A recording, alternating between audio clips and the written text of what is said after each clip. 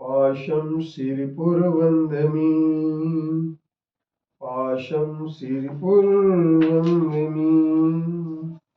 पत्रं यत्र विहायसि पृगुकुले तातुं क्षणं नाक्षमं तत्रास्ते गुणरत्नरोहणगिरि यो देवदेवो महान् चित्रं नात्र करोति कस्य मनसा दृष्टा पुरे श्रीपुरे सश्रीपार्श्वजिनेश्वरो विजयते दिग्वाससां शासनम् पत्र टिके ना जहाँ अधर में गुण रत्नों का गिरिवर हो कितना विस्मय किसे नहीं हो चलो देख लो सिरपुर को देवों के भी देव पार्श्व जिन अंतरिक्ष में शांत रहे युगों युगों तक दिगंबरों का जिन शासन जयवंत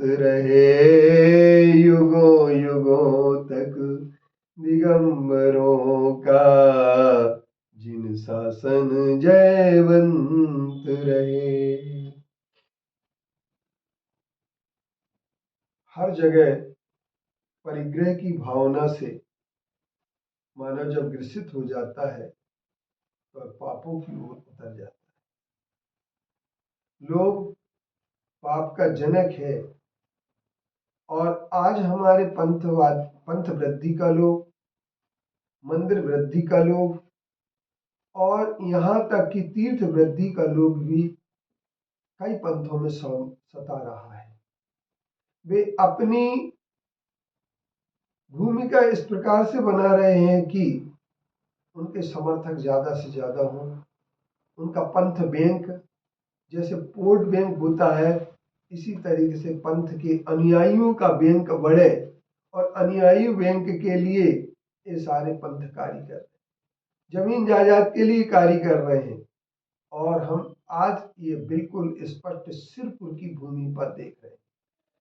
कभी कभी लोग कहते हैं कि दो अहिंसा के पुजारी लड़ रहे हैं। मैं एक बात आपसे कह देना चाहता हूं, इस पर आपको संशोधन करना पड़ेगा। जो 5 अक्टूबर को जो कुछ भी हुआ है वह अहिंसा के पुजारियों आपस में नहीं लड़े, बल्कि अहिंसा के पुजारियों को गुंडों ने मारा है। इस बात के लिए हम सब लोगों को तय कर लेना चाहिए और ये अहिंसा के पुजारियों को गुंडों ने मारा है, यानी इसका मतलब ये है कि वो गुंडों ने किसके इशारे पर मारा, ये विषय एक अलग है। कि जिन्हें अहिंसा के महाव्रत को धारण करके जिन्होंने अपने जीवन आगे बढ़ाया, उन्हें इशारा दे करके उन्होंने अपने इंटेंशन दे करके उनको भेजा था कि जाओ अहिंसा के दिगंबर पुजारियों को मारो, जो अहिंसा के पुजारी है। अब उसमें चाहे महिला हो, चाहे पुरुष हो, चाहे बच्चे हो, सब। अब बात यह है क्यों लड़ाई हो रही है, तीर्थ हड़पने की नीति क्यों आ रही है? क्योंकि हमारे अधिक से अधिक तीर्थ हो और अधिक से अधिक तीर्थ क्यों बताना चाहते हैं? इसलिए कि हमारा धर्म पुराना है। हमारा धर्म पुराना क्यों है? हमारा पंथ पुराना क्यों है? क्योंकि वो कहते हैं अंतरिक्ष पार्श्वनाथ 11,80,000 वर्ष पुराने हैं।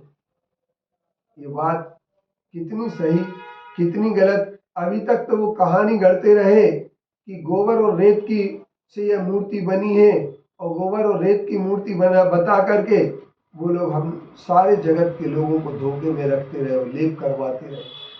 मगर जब मूर्ति जब भी देखते हैं तो मूर्ति ठोस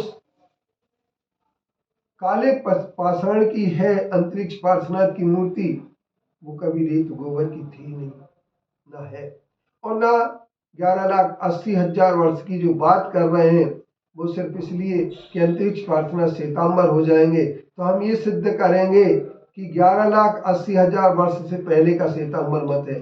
लेकिन सारे जगत के इतिहास को पता है कि भद्रबाहुष के समय में, चंद्रगुप्त मौर्य के समय में जब 12 वर्ष का अकाल पड़ा था, उस समय आचार्य भद्रबाहु दक्षिण भारत अपने 12,000 शिष्यों को लेकर के चले गए थे और जितने भी शिष्य बचे थे उन शिष्यों के आधार पर ये श्वेतांबर मत उत्पन्न हुआ और स्थूलभद्र के नेतृत्व में उत्पन्न हुआ। हम ये कह सकते हैं कि आचार्य कुंद देव ने एक ही बात की घोषणा की है कि वस्त्र जब तक होगा तब तक लोभ का संवरण नहीं किया जा सकता है। लोभ के रहते कोई भी व्यक्ति, एक ध्यान रखना, किसी भी प्रकार से आत्मा के कल्याण की ओर नहीं बढ़ सकता है। आचार्य पूज्यपाद जी कहते हैं कि आयुर्वृद्धि छवत्कृष्ण हेतुम कालस्य निर्गमम वांछताम धन्यामिष्टम जीवितात सुतराम धनम। समय का व्यतीत होना आयु के क्षय और धन की वृद्धि का कारण है। उसे चाहने वाले धनवान पुरुषों ने अपने जीवन में भी अधिक धन इष्ट माना है। अब हम ये कह सकते हैं कि अधिक धन, अधिक अनुयायी, अधिक तीर्थ, ये सारा का सारा लोग धर्म के क्षेत्र में अगर आ जाए और दानदाता के पैसे का उपयोग सिर्फ भ्रष्टाचार के लिए किया जाए तो ये बड़े धर्म के लिए शर्मनाक बात हो जाएगी। वहां धर्म कभी हो नहीं सकता है जहां भ्रष्टाचार के लिए पैसा दिया जाए, जहां गुंडों को पाला जाए, जहां गुंडों के लिए पैसे दिए जाए, बिना काम के रखा जाए। कोई काम नहीं है, आप बैठिए, पैसा लीजिए, जब देवगम्बरों को मारना पड़े तो आप सिर्फ मारने का काम करिए। यदि इसके लिए श्वेतांबर मुनि लोग, श्वेतांबर साधु अगर इसके लिए लोगों को रखते हैं तो यह बहुत बड़ा भ्रष्टाचार का समर्थन है। और वो जिसके पास फ्री में पैसा आएगा, बिना काम के पैसा आएगा, बिना मेहनत के पैसा आएगा, वो अपने पैसे को शराब में, मांस में, इन चीजों में ही दुरुपयोग करेगा। इसलिए यदि व्यसनों को रोकने का आह्वान संत लोग करते हैं तो संत लोगों को इस बात का भी ध्यान रखना होगा कि हमें किसी भी प्रकार से बिना काम किए किसी श्रमिक को पैसा नहीं देना चाहिए। हिंसा को बढ़ावा देना धर्म का काम नहीं है, यह अधर्म की ही प्रवृत्ति है, यह निश्चित कर लेना चाहिए।